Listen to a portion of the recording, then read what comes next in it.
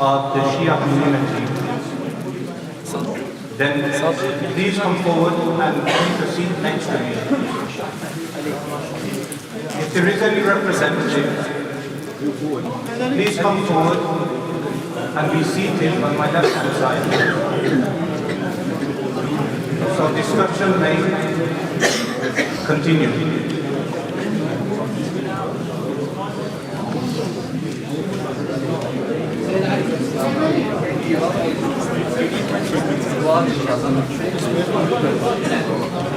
Guys, can everybody take a seat, please? Can everybody take a seat? Jazakallah.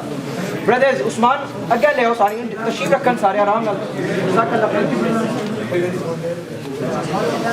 Guys, can you all take a seat, please? Jazakallah khair.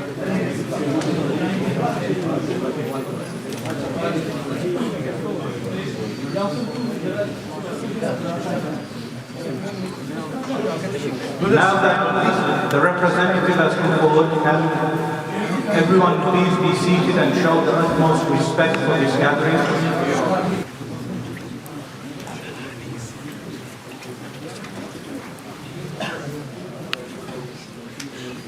What will be ascertained now is as to who the individual who has arrived, who does he represent, which clerics does he represent, which hawza does he represent, which marji' does he represent?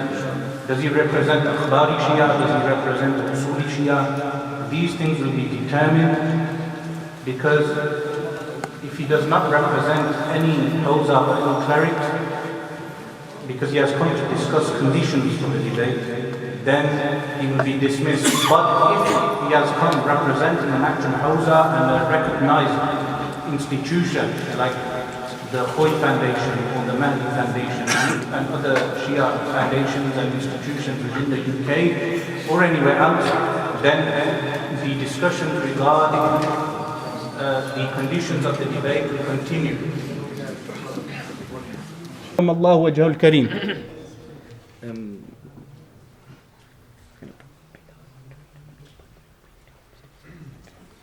We will have a short break with the manqabat. I will be going up to discuss with the individual who has arrived, and then once finishing our discussion, we request everyone to remain seated. If people stand up, then this will cause disorder in the majlis. Everybody stay seated. Bismillah.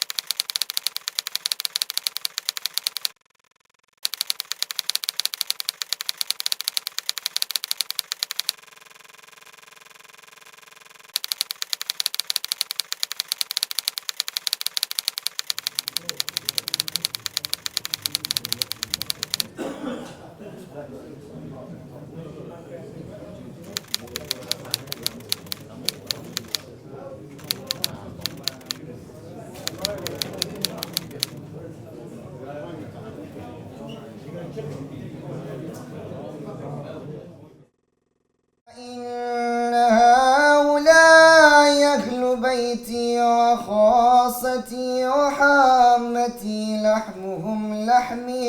ودمهم دمي يؤلمني ما يؤلمهم ويحزنني ما يحزنهم أنا حرب لمن حاربهم وسلم لمن سالمهم وعدو لمن عاداهم ومحب لمن أحبهم إنهم مني وأنا منهم فاجعل صلواتك وبركاتك ورحمتك وغفرانك ورضوانك علي وعليهم وأذهب عنهم الرجس وطهرهم تطهيرا.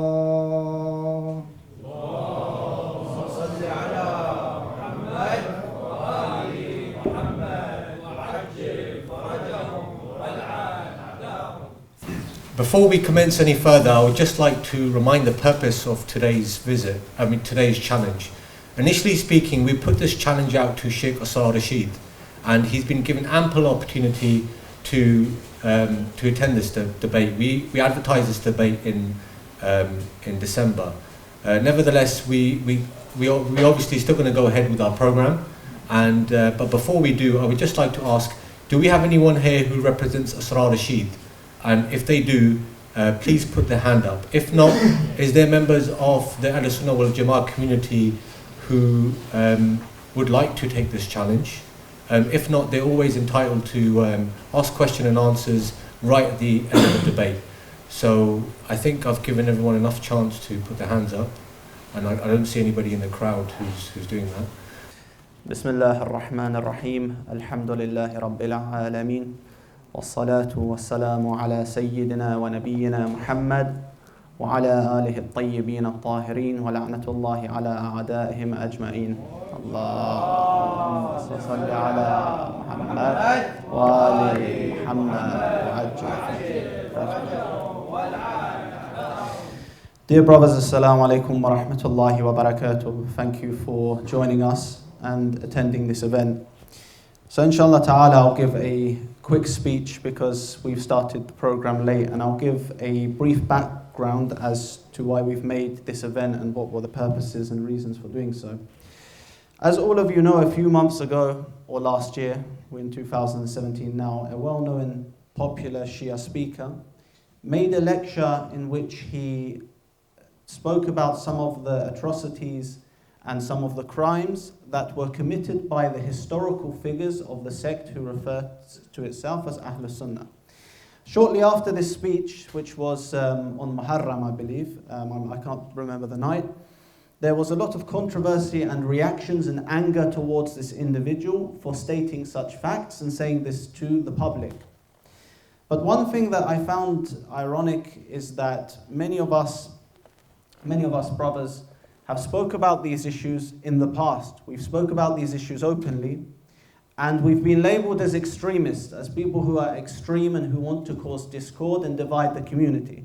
Now, of course, as Brother Sayyid Ali Imam mentioned, this is not our aim, and we said that we live in a society where there are atheists, Christians, pantheists. There's a variety of different ideas in this community, and especially in this country. And alhamdulillah, we have the freedom to speak on these issues.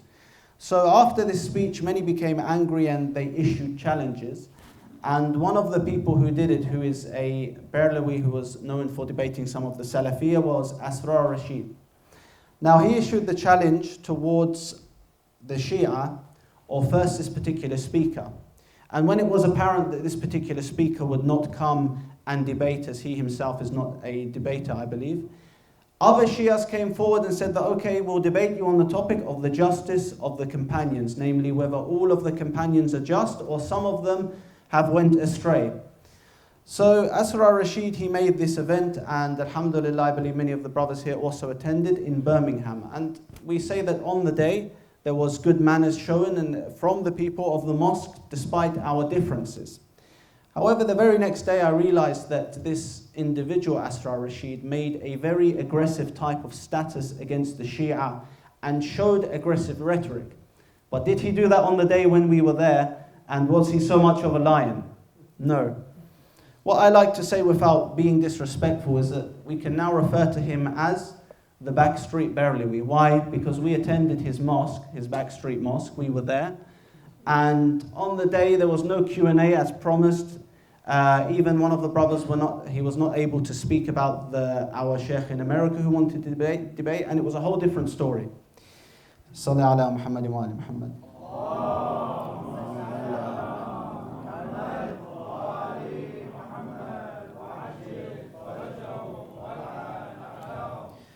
So in short, story short, we are here today. We've rented a venue. We have given an open platform. The seat is right here for Asrar Rashid. There's some paper with his name here, but yeah, we've given the platform open for him. And where is he to be seen? He's not here. He did not attend. And very conveniently, on this day, he set up an event about the Ahlul Bayt and the Sahaba. So the very day we planned this event, he hasn't shown up, and he has planned an event to save face.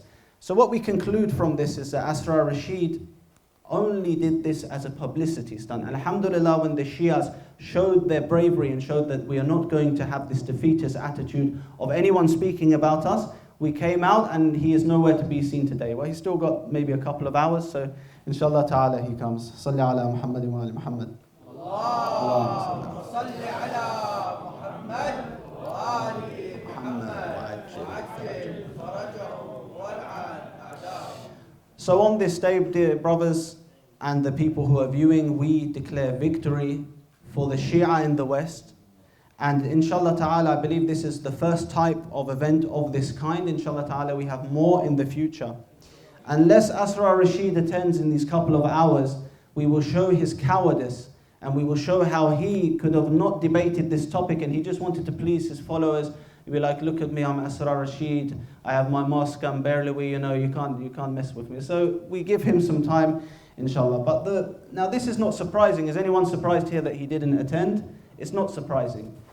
The disturbing and surprising thing that I saw, dear brothers, is that when we were arranging this program and this debate, some Shias, or some who claim to be Shia, were against us. They were against this and said that no, we just need unity, we need to stop this, there's no need for debate. None of us deny unity in the sense of peaceful coexistence, where we can discuss our differences without taking a sword and slicing someone's neck. We all agree on this. But there were Shias who were against us. And what I want to say quickly, so that I do not take much time, is that the Sunnah, the example of the Imams alayhim salam and the companions, was to defend this religion. Of course, in this religion we have our ahkam, we have spirituality. No one should just have this religion that he's on Facebook 24/7 just trying to refute people. Of course, there is a whole package. But this sunnah of defending our religion when attacked has been completely forgotten. If we look at one of the companions, Hisham bin Hakam, he was a close companion to Imam Sadiq alayhi salam, and he would constantly defend the Ahlul Bayt and have debates with these people with the approval of the Imam. I just read a quick narration, it was quite long, so I just shorten it for the viewers, inshallah ta'ala. But there was one person by the name of Amr bin Ubaid. And I'll paraphrase the hadith. He thought he was a type of big man where he would have a circle of people around him and he would discuss about issues against the Ahlul Bayt, and he was from the sect that refers to itself as the so-called Ahlul Sunnah. So out of the honor, the ghira that Hisham had, he was a young person at this time and he had to do taqiyya. In the narration, he didn't say when he was asked who he was. He went there and he started asking this person all of these questions. And the Imam, when he was sitting with other companions, he asked Hisham to say this story. And Hisham was embarrassed in front of the Imam. He said, no, tell the story of what happened. So he asked this person, he went over to him and he said about his senses. And he said, do you have eyes? Do you use, what do you use your eyes for? And the person, he was saying, he was, pretending to be a big scholar. He said, what do you mean, do I have eyes? This is obvious, you can see my eyes right here. So the Hisham asked him many questions about what he does with these senses. And then, I paraphrase this part, the next part comes. So Hisham, he asked him about all the senses and he says, I asked, why are your other senses not independent of your heart, and why do they need it? So he's asking this person who was acting as a big scholar, he said that why do these senses need your heart? meaning the brain. We say it in English, for example, go with your heart, with what your heart says, but we don't mean literally your heart. So he asked him this question, and he said that, why do they need your heart when they are all healthy and sound? He said, son, when the other senses face a doubt about something, smelling, seeing, tasting, or hearing, I send it to my heart and it ascertains certainty and discards doubts. So Hisham says, I asked him, do you mean that Allah has set up the heart to remove doubts from other senses? He says, yes, that is true. I asked, is there then the existence of the heart necessary to remove doubts of the other senses? He said, yes, it is necessary.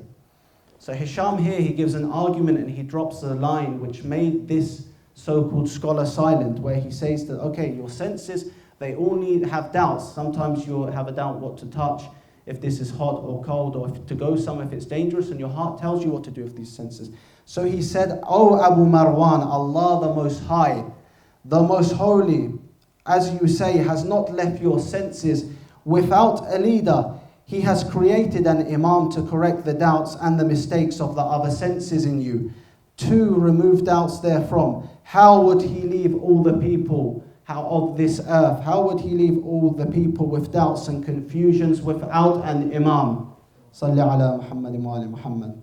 Allahumma salli ala Muhammad wa ali Muhammad.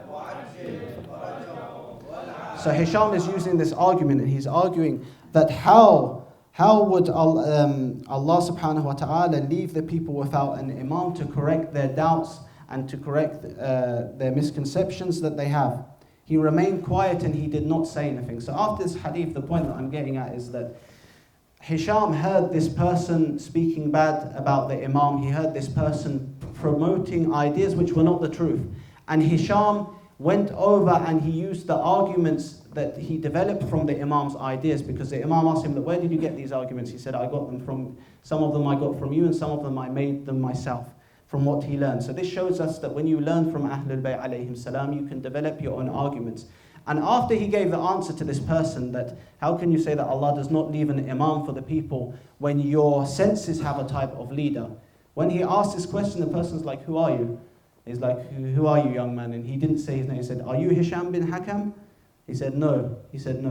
And Allamatul Majlisi, he comments saying that he was in taqiyya in this point. But Hisham, despite having danger, still went to affirm what the haqq was and revive the truth.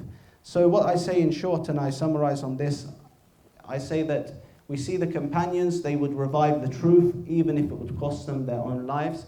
And we as Shia have to also revive the truth and defend our deen when it's being attacked.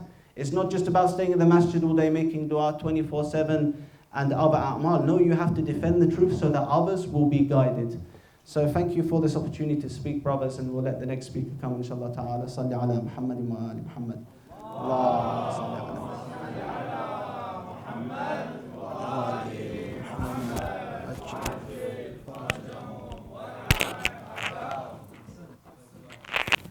Sallu ala Muhammad wa ali Muhammad.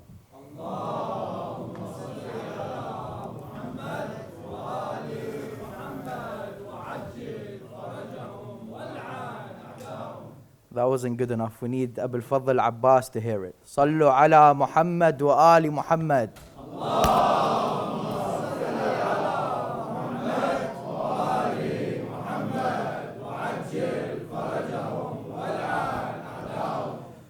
أعوذ بالله من الشيطان اللعين الرجيم. بسم الله الرحمن الرحيم.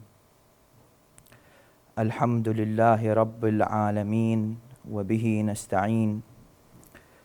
وأفضل الصلاة والسلام على أشرف الخلق والمرسلين حبيب إله العالمين المؤيد أحمد أمجد أبو القاسم محمد. اللهم صل على محمد وآل محمد وعجل فرجهم والعن أعداءهم وعلى أهل بيته الطيبين الطاهرين المعصومين واللعنة الدائمة على أعدائهم وجاحدي إمامتهم ومنكري فضائلهم ومناقبهم إلى قيام يوم الدين. القول مني في جميع الأشياء قول آل محمد فيما أسروا وأعلنوا وفيما بلغني عنهم وفيما لم يبلغني. والحمد لله الذي جعلنا متمسكين بولاية سيدي ومولاي أمير المؤمنين مولى الموحدين إمام المتقين الصديق الأكبر فاروق هذه الأمة أسد الله الغالب غالب كل غالب علي بن أبي طالب عليه السلام.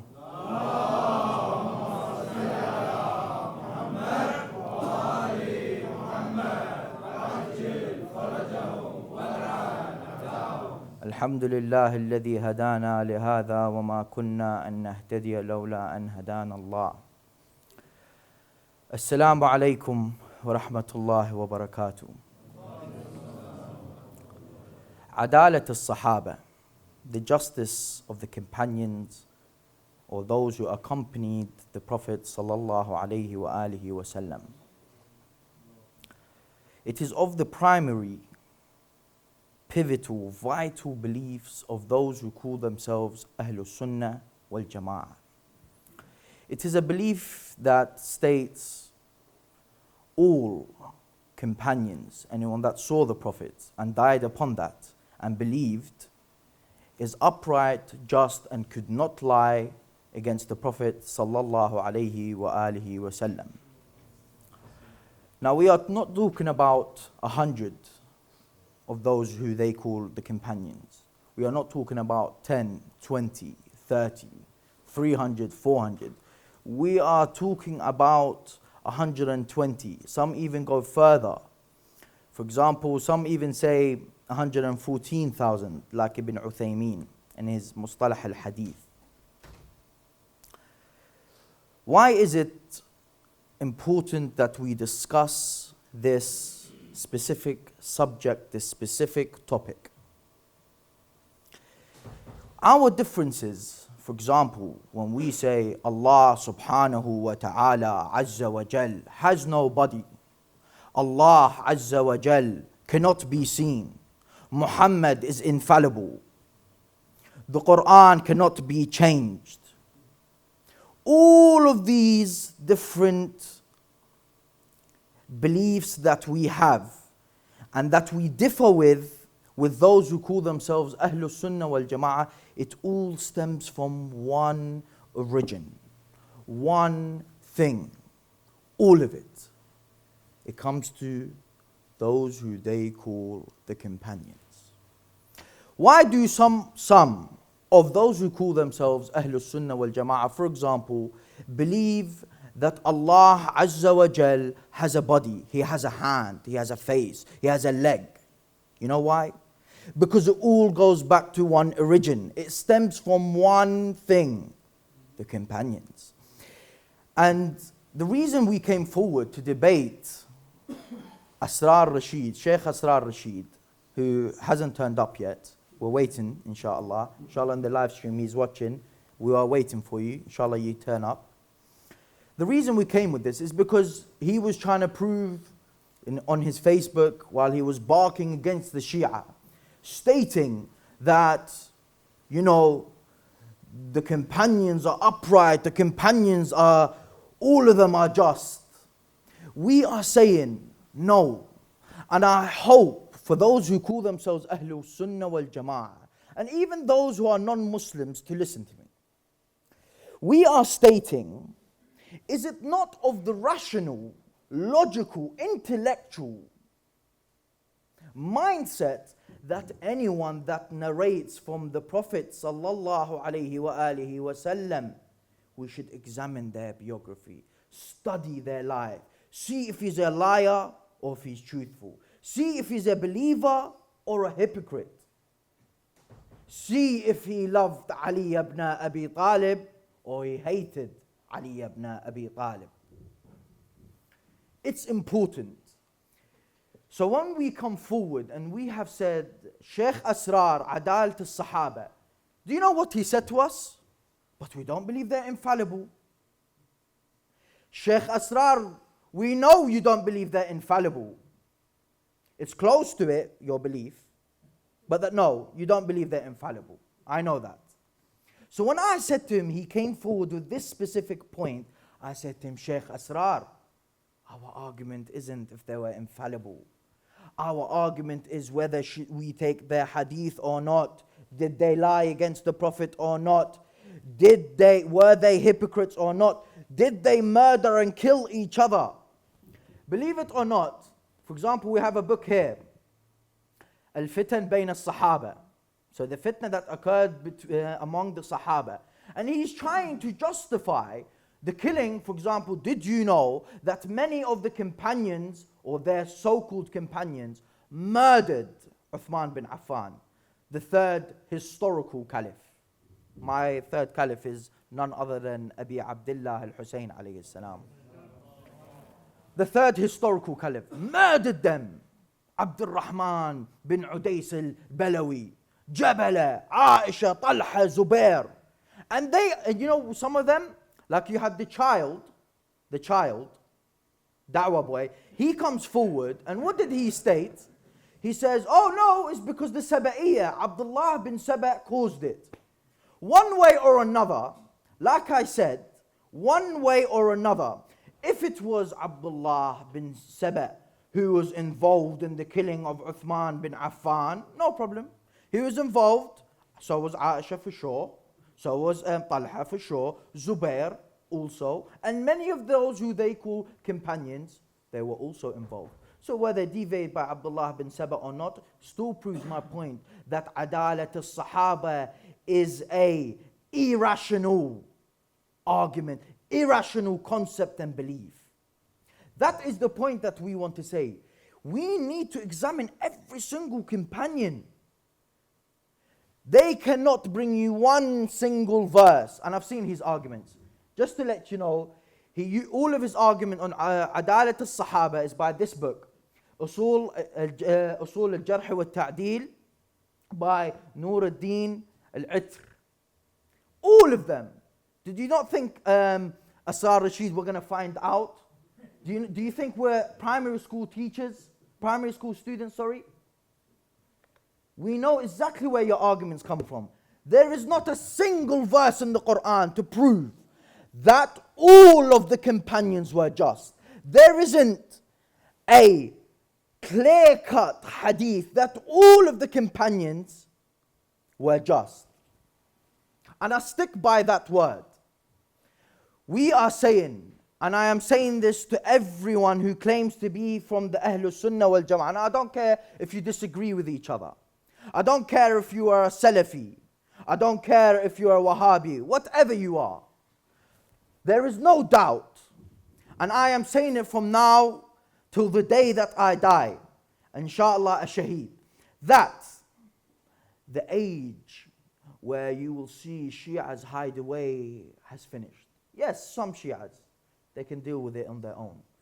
The day where the Shias of Ali Muhammad, the Shia of Ali ibn Abi Talib, Amir al-Mu'mineen, Asadullah al-Ghalib, the victorious champion winner of Islam, we do not hide away. So next time, I don't care, Abdul Rahman Hassan, Asrar Rashid, Murtada Khan, any of them, you make a statement against the Shia, no. There will be an action against it. There will be an answer for it. So be aware. The time where Shias hide away has finished. It's the age of the media now. It's the age where one word you say will get to 100,000 people. So I am saying to you, and I'm saying it specifically to Asrar Rashid because you did not turn up. You showed today that you are a coward. Now you've got a few more hours. You've got about 2 more hours to make up your time. But we are saying you have to turn up. You called out the Shia. Like lions we came to you. You called out the Shia. You saw 50 to 60 brothers turn up. You called out the Shia, we came to you and we said, here you go, let us debate. You wanted to debate Imam, no problem. The discussion or what you had against us was the justice of the companions, Abu Bakr, Umar, Uthman, and the rest of them. Debate adalat al-sahaba. Be a man, stick to your word. Then we'll go to imamah. Because believe me, by the time we would finish with you about adalat al-sahaba, you wouldn't want to debate us on imamah. I'm telling you. I swear to you. And I'll tell you one thing as well. May Allah bless Sheikh Abu Zainab al-Ha'iri. For I'm telling you, he's a sadmatul kubra against those who call themselves Ahlus Sunnah wal Jama'ah. He is the great shock against you. And he will be unleashed sooner or later. You just wait. Now, to finish off, inshaAllah ta'ala, I say that, inshaAllah ta'ala, you do appear, Asrar Rashid. Now, if you're not watching it now, you'll watch it later. I promise you. Stop with the indirects on Facebook. Be a man. Come here. We do Adalat al-Sahaba. We finish from Adalat al-Sahaba. We do Imamah. Let's make a date. Let's do it. For our scholars are ready. My teacher is ready. He will be here. You will sit down and you will pump up as much as you want. Pump them muscles up as much, because you was pumping them a lot on Facebook. So I'm saying to you, bring them now and let us get on with the debate. Otherwise, stop talking against the Shia, because we will prove everything you said wrong. Now, I didn't want to actually, this is the last thing, brothers, I apologize. This is the last thing that I need to state. Insha'Allah ta'ala, if he doesn't appear today and the debate doesn't happen, Insha'Allah ta'ala, it's a big project of mine. It will be a long series, you could say encyclopedia for the companions.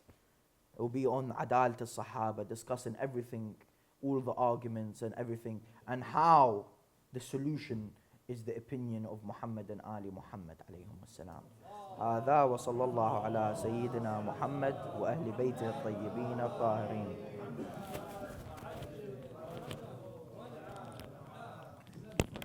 That, we've laid down the gauntlet now. Sorry, Sayyid. I just wanted to mention the fact that, we are the same group of people that Sheikh Asrar, he praised our akhlaq. He praised our akhlaq. He said, mashallah, we presented great akhlaq there. Likewise, we would have done exactly the same thing here. If Sheikh Asrar had the courage to attend today's debate, we would have treated him in the same manner. Sorry, Brother Hassan, do you want to say? I think, careful the wire. Put it underneath it. Bismillah. I think it's also important to mention that they also had very good akhlaq. Yes. He had very good akhlaq. They treated us very well. And I ask Allah subhanahu wa ta'ala for their guidance and to guide them towards Muhammad and Ali Muhammad. But in general, they were very, very good towards us. He treated us very well. It was me, Sayyid Bukhari and Sayyid Ali Imami that sat with him upstairs in the private meeting. Even upstairs, we had very good akhlaq. He was very good. We was discussing some points.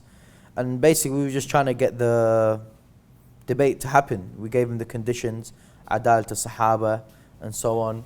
And it seemed, from what I can see, now I'm not saying this is of course 100%, but from what I can see, he was shocked that we would want to debate him on Adalat al-Sahaba. And from the way he spoke to me specifically, I don't know if you would agree with me, Sayyid Bukhari and Sayyid Ali, it's as if like just the thing was like, yeah, but we don't believe they're infallible. It's like, sorry, have you read Al-Kifaya fi Ilm al-Rawaya by al-Baghdadi, Al-Isaba, Al-Isti'ab? Have you not read that you lot have to believe in the justice of the companions?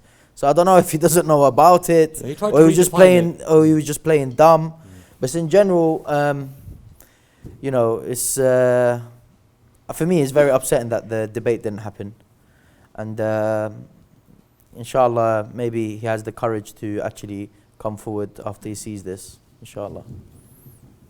No, Ali, if he issues a challenge I mean, we're more than happy to accept any challenge by Sheikh Asrar Rashid or anyone else. We open this invitation to all various sects within al-Sunnah wal Jama'ah. So yes, if Sheikh Asrar Rashid is interested in debating, then he needs to come forward and make a public video. He needs to make a public video accepting the terms and conditions of the debate, which are available all over social media. What I find fascinating is Asrar Rashid claims to not run his Facebook posts, but whoever is running his Facebook posts are obviously doing it with his confirmation. Otherwise, these posts would not be there. So, you know, I mean, there's so much we can say about the way Sheikh Asrar has fled from debating, and you know, I mean, this is extremely embarrassing for him. Why is he not here? You know, we have a seat here which actually has his name on there.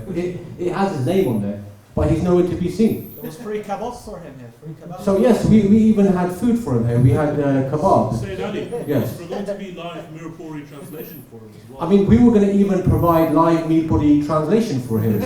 We had a brother here who was going to translate for his predominantly Mirpuri community. But, you know, things didn't go as planned. I don't know if the brothers want to say anything else. Or? I mean, honestly, I think Sheikh Asrar, I'm talking to you as a student of knowledge. I think let's quit the playing games and indirects on Facebook and, you know, being childish. Let's be men. Let's come down. Inshallah, we'll have some food. Sit down. Discuss topic, conditions. You want to discuss imama, we want to discuss adalat al-sahaba. We'll choose which one we do first, and then we'll do the other one. We'll write up contract. You know, if you want to get lawyers involved and whatnot, we can do that. Let's quit the games. Let's start being men. I mean, it's very embarrassing for the Barelvi community. Honestly, wallah, I'm saying it. He stated that he was calling out the Shia came like lions. We called them out, no one came. Even his community didn't come. It's, okay, let's put them to the side. Where's the others? The ones that always shout, always barking. Where are you? Dawah boy. Yeah, Dawah boy. I'm hoping that the peers apply some peer pressure. Yeah. Where are you? I mean, where is all of those that were barking and talking against the Shia? We're here. Sorry, Sheikh. I mean, yeah. I just want to mention one point. The audio which is available on YouTube, you'll notice that Asrar Rashid, he makes mention of having this debate in private. However, it was brought to my attention recently that one of the problems he had with this venue was that it was not open to the public. This is a complete lie. The doors are open. It was open to the public. In fact, if you look at the advertisement, it was stating that those Shias who attend, they must confirm the attendance, but it was open for the various communities to attend.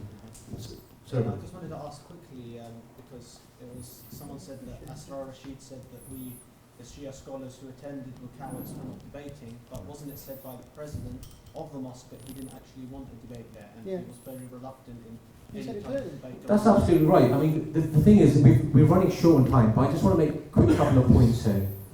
The first thing is that Asrar put out the challenge to the Shias, and we accepted the challenge. He accepted the challenge very reluctantly, but he accepted. He put out a date, the 5th of November. We attended. We were taken upstairs to a private room. Me, Brother Hassan Qadri, Brother Sayyid Hassan Bukhari. I was first introduced to the president of the masjid, who was totally against the idea of having a debate. So I explained the situation. I said to him, listen, if we walk away from this masjid now, we would be losers. So unless Asrar Rashid apologizes, we are still going to go ahead with this debate. When Asrar Rashid attended, he asked whether anybody was recording at the time. At that time, I had one of these microphones connected to me. And to be honest with you, these things are very light. If it's in your pocket, you're not going to realize. But alhamdulillah, this was a form of a blessing. The reason why it's a blessing is if you refer back to the audio, you will find that Sheikh Asrar, he was very hesitant in debating the topic with al-Sahaba. Instead of debating Adala Sahaba, he said in fact that he needed permission from his peers to debate this topic. So this means that if Asrar didn't have the permission to debate, why was he initiating these debates in the first place? Maybe this is one of the reasons why he couldn't attend today, because he did not have permission for his peers. So my advice to Sheikh Asrar is next time you call out challenges to Shias and not expect us to respond back. First ask permission from your peers whether you should be initiating these challenges in the first place. I think that really concludes it. I think I think there is I want to mention one point. He's consistently accused Sayyid Ali These of are excuses. You know, some of the excuses. I mean, the thing is, he's concerned about Sheikh who, I mean, I just wanted to mention, he was concerned about who Sheikh Abu Zainab is. That's totally irrelevant. At the end of the day, if you put out a challenge to the Shias, the point is, you know, it's not your headache to worry about who the Shias choose to bring forward to debate you. As far as you're concerned, you need to attend the debate. Exactly. You don't need to worry about the headache who's going to turn up there. I think it's a point that we also need to mention is the game that he played.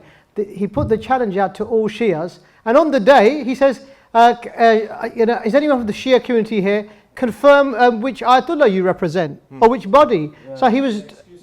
These were excuses because he was trying to sort of prevent us. He was willing to debate Zakir. Exactly, and you know, initially he wanted to. He said, "Anyone, bring your Zakirs, bring anybody." And now all of a sudden it has to be someone who's a representative of an Ayatollah. You could see the sort of games he was playing. There was no sincerity there. We're not part of anybody. No, we don't represent anybody. And I think he was getting quite confident because he was getting feelers in the sense a lot of, like our Shia ulama, like the ones which were local in the community, Shia Hussainiyas, they were saying we don't want to debate you. So I think he got confident assuming that he would go in there, you know, some sort of victorious warrior, you know, that he would sort of spout his nonsense knowing no Shia was going to attend. And obviously it all went wrong. Yeah. So where is he today? Exactly. My question is, where is he today? At least have the decency to show up today, Sheikh Asrar. I'm extremely disappointed that you couldn't attend today. Saying that, even so, he called Sheikh Abu Zainab a poltergeist or whatever, and they actually share. That's irrelevant. That's irrelevant. Mutual friend together, you know. No, but that's irrelevant. It's not his concern who Sheikh Abu Zainab is. Oh, no, he's if desperate. He's put a challenge out, he should attend. That's our headache to worry about. Exactly. His approach was amazing. You know, the thing is, I remember when we first walked in, he was saying, you know, if you are, do you represent Qom? Do you represent Najaf? What Ayatollah do you follow? Well, who did Sheikh, no, one second. Sheikh Asrar, where did you come from? Yeah. I mean, like, your question that you're putting towards us, I'm asking you, okay, what do you represent? What? Have you got stamp approval from like every single... from Medina, from Azhar, from... What is it? That's not the point. You wanted someone to come and debate you. Mirpur. He's from Mirpur. Yeah. You wanted someone to come and debate you. We bought you, like I said, As-Sadmat al-Kubra, Sheikh Abu Zainab al-Ha'ari, and you wasn't willing to do it because you knew Adalat al-Sahaba is not a rational, logical concept to even have from the beginning. You know that. We all know that. You go and tell a child this concept, they will understand. Like, no, just absolutely no. It can't be correct. And he didn't want it from the beginning. That's just the honest truth. And you can say, oh no, this and that. Now we're saying to you, the platform is still opened. You are welcome to come. Wallahi, you will be treated in the best of akhlaq. Come, and then we can do the debate. Anyone else who wants to come. My teacher is ready, and he's here, and he will debate anyone. And when it's time for the debate, you will know who he is. Insha'Allah ta'ala. Brothers, one of the uncles wanted to mention a story earlier. He said it's not necessarily about being competitive, saying, oh, we won, victory. We want to be here. Yes, like how Asrar was mentioning victory on his Facebook page, which apparently he doesn't run. Yes. I mean, I can't understand this guy. He's extremely. Obviously he's got issues. If he was man enough, he would come forward today, or at least send somebody on his behalf to represent him to discuss those conditions, like we did. We were willing to discuss those conditions in public that day, but instead we were hurried into a room, and unfortunately, we should have discussed them in public that day, but it never happened. But regardless, we are still willing to debate Asrar Rashid, whether it be with Sheikh Hassan al-Yari or whether it be with the sheikhs from the UK. You know, at the end of the day, we're not part of any establishment, okay? These are a group of Shia brothers who've got together, you know, all following different scholars, and we've come together as a one platform to respond back to you. Do you understand? At the end of the day, we can put our differences aside for this, because this is one thing we can unite with to crush people like yourself, Asrar Rashid. You know, wallah, they say his words are true. Many of us brothers come from different backgrounds, different cultures. We follow different scholars. But one thing that will always unite us is the wilayah of Amir al-Mu'mineen, alayhi salam.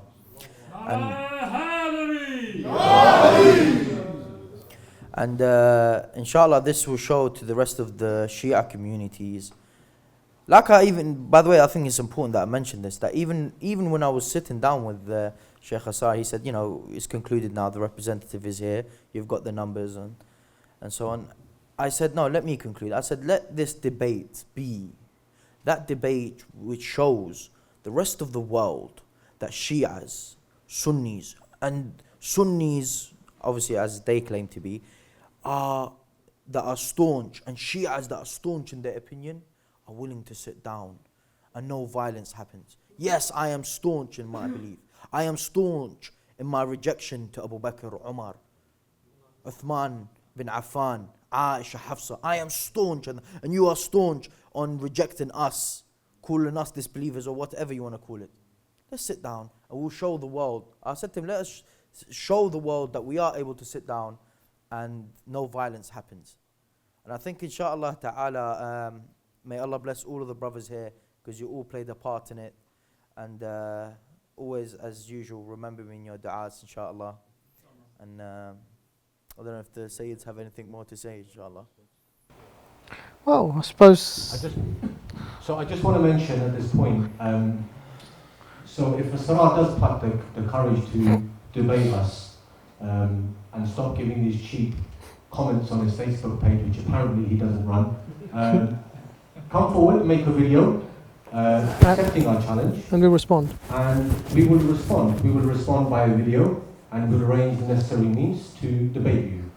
So I just want to finish off saying thank you very much for all you brothers who attended today. I don't know if do you have anything? That's all. Same thing, I think. It's just much thanks. appreciated. We apologise for the slight delay in time. We had some technical issues, but inshallah you'll hear from us very soon again. Assalamu alaikum.